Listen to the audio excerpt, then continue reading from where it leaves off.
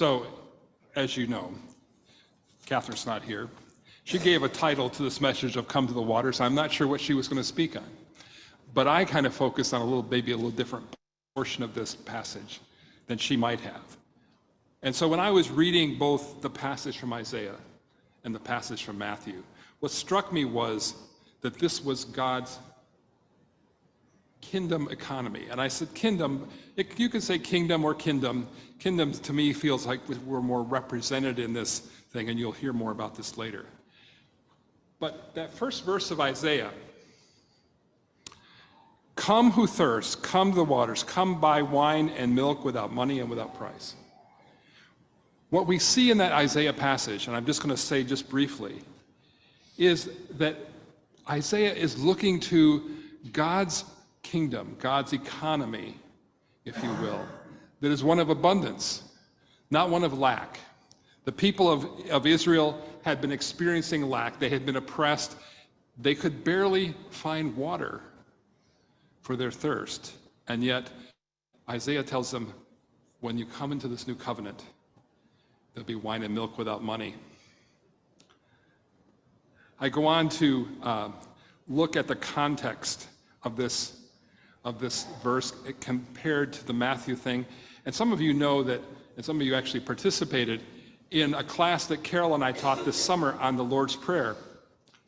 And as I think of the Lord's Prayer, and I think of these two sets of passages, the words, thy kingdom come, words that in Aramaic are tete malkuta. Tete malkuta has a sense in it of presence, of it happening now, of it bursting forth upon us. Isaiah looks to a coming kingdom where thirsty and hungry people will be served without cost to recover and to receive an abundance of food. But in this passage from Matthew that we're moving into, the kingdom of God is making itself manifest in the feeding of the 5,000. As the Gospel of Thomas has, in its saying 113, says, the kingdom of the Father is spread over the earth, and people do not see it. Let's go on to the next slide. Let me give some context for this passage because it may not make sense to you unless you have read the previous chapter. And that is that Jesus and his disciples had just received news that John the Baptist had been executed. John the Baptist was Jesus' cousin. They were born about the same time. They were friends. They were probably playmates. They were people who had been part of things together. But John had become a mentor to Jesus. We know that when we see early in the Gospels that Jesus is baptized by John. And now John has been executed by Herod Antipas. They had thought to get away to a quiet place to grieve and to pray, but the crowd showed up. And we read, though, that when Jesus went ashore, he saw this great crowd, and he had compassion and cured their sick. Next slide. There you see the slide of Jesus coming ashore to the crowd, the artist's depiction of that. Let's go on to the next slide. There we are. These people are getting right ahead of me. That's good. When it was evening, the disciples said, this is a deserted place.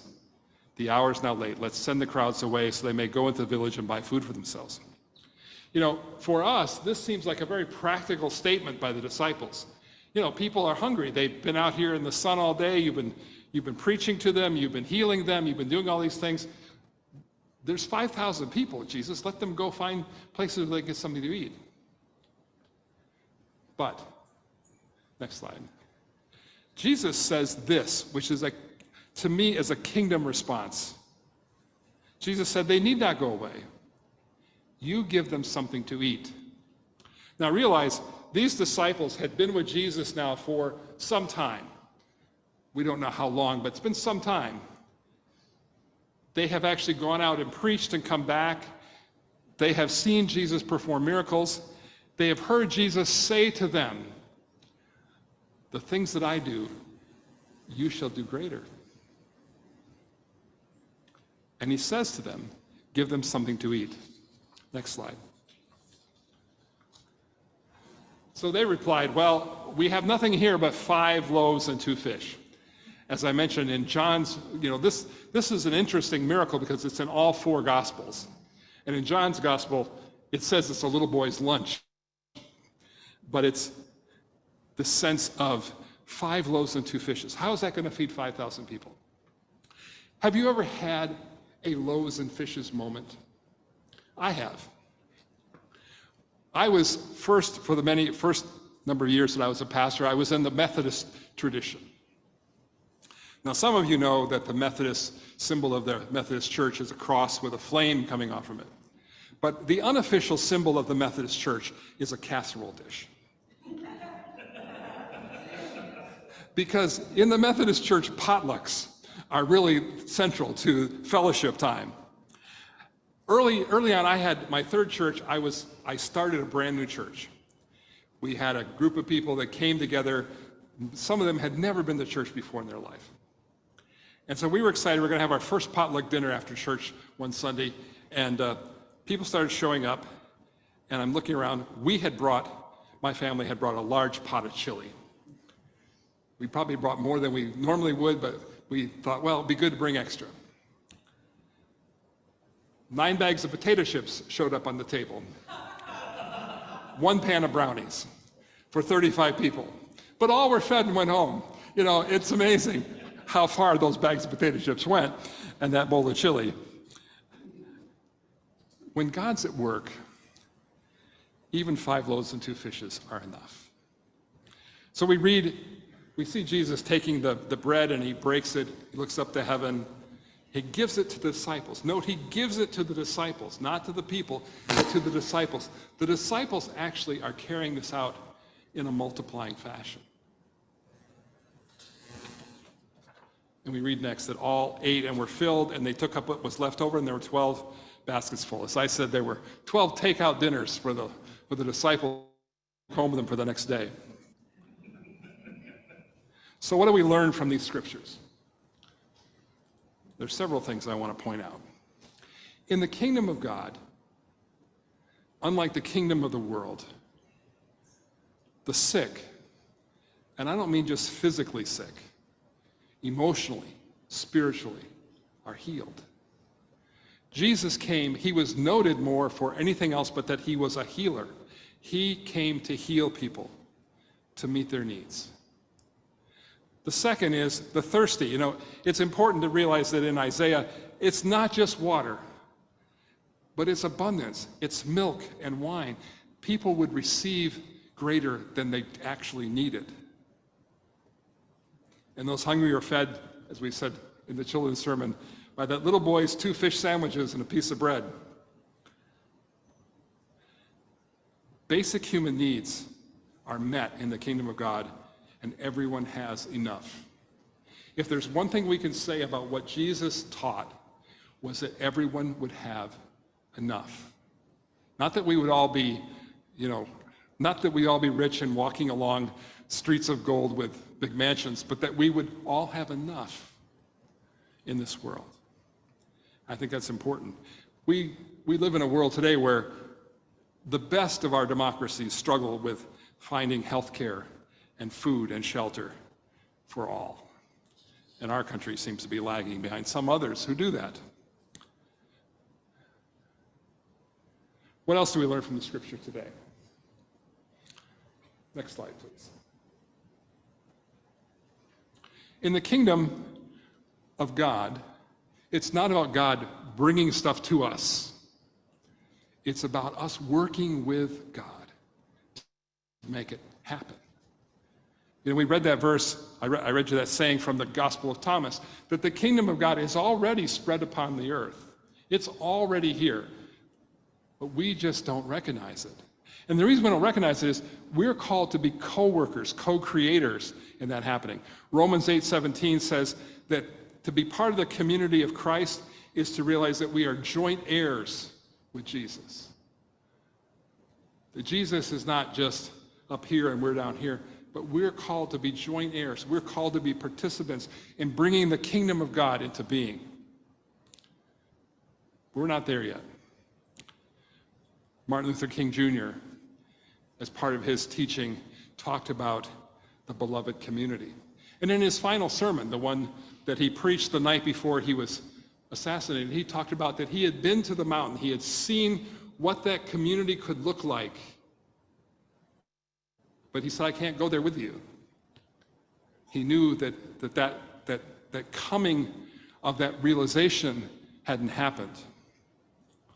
It's interesting that in 2019, the United Nations did a study of the food produced in the world. If they measured what all the production of food happening all over the world would be. And they laid it up against the population of the world. And they said that there is enough food produced in the world today that everyone could have 2,800 calories a day. But even with that, at that time, and I'm sure it's worse now, there were 820 million people identified who were underfed. Chronically, not just underfed, but chronically unnourished. And then we've seen the destruction of grain facilities in Ukraine, and we've seen all these other things that are happening. I'm sure it's worse today. So the third thing that we learned from the scriptures today, Matthew gives us this really neat set of images that kind of links the past with the future. 5,000 men and their families go out to a deserted place. The other time in the history of the people of God that happened was the Exodus. People left Egypt where they had been enslaved, went across the Red Sea out to the desert, and God sustained them and carried them through. And today, and to this day of this day of this event, 5,000 people. We were told it might have been 500,000 in the Exodus, but in this, 5,000 go out to this deserted place, and God provides for his people. That image of Jesus breaking the bread seems to be a foreshadow to what we see at the Last Supper, where Jesus breaks the bread, passes the cup. And this is a shift. Realize that for over 1,000 years, the Hebrew people had worshiped God how? With blood sacrifice. They had brought the lamb, they had brought the calf, they had brought the dove to the temple, to the tabernacle, for it to be sacrificed and burned on the altar. And Jesus says that there's a shift. We can move away from sacrifice to a common meal, to bread and wine around a table, to away from that sense of what that entailed to something new, to a communion of each other. The non-Christian Gandhi, although he read a lot of the Bible and had a lot to say about it, he said, I like your Jesus, I don't like your Christianity. He said, you must be the change you wish to see in the world. We may not all be able to provide food to 5,000, but we all are able to be instruments of hope and healing and hospitality.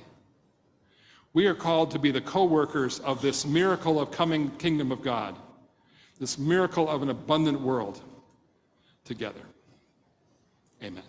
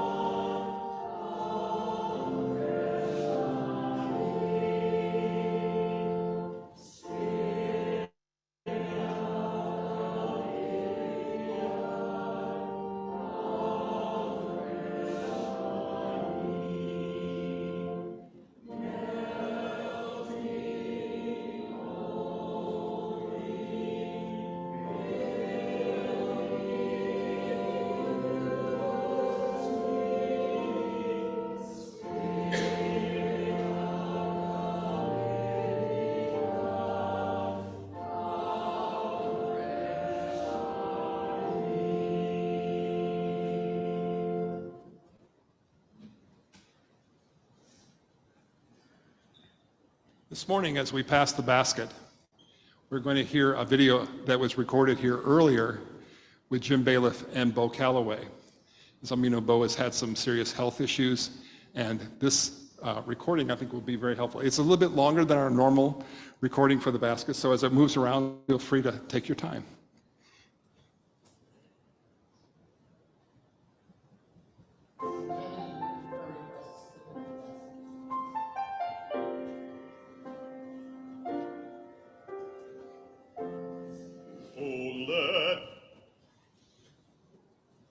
Let all who thirst, let them come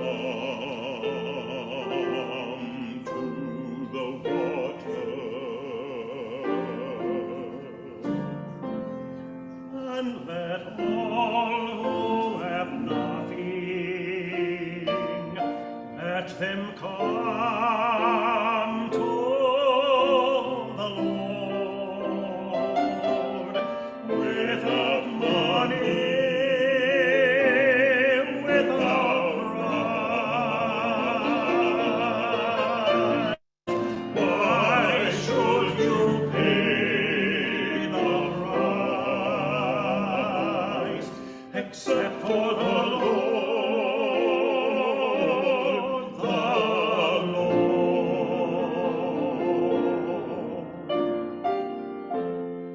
And let all who seek, let them come to the water,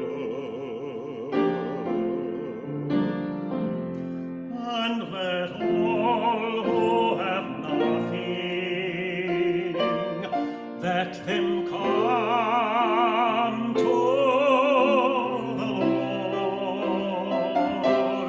Without money, without price, why should you spend your life except for the Lord, the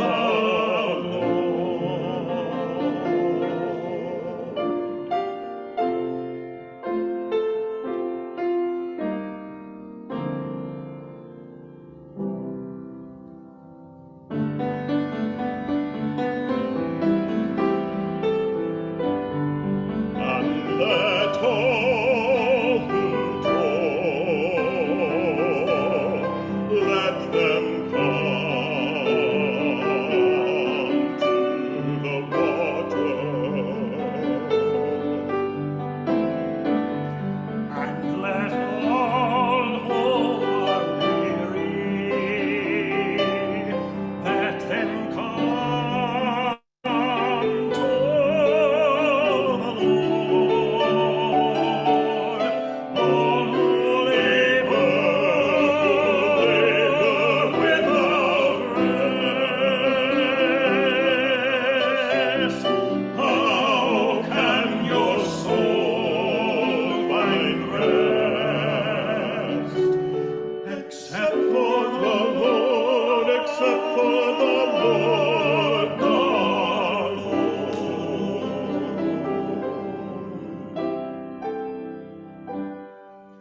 And let all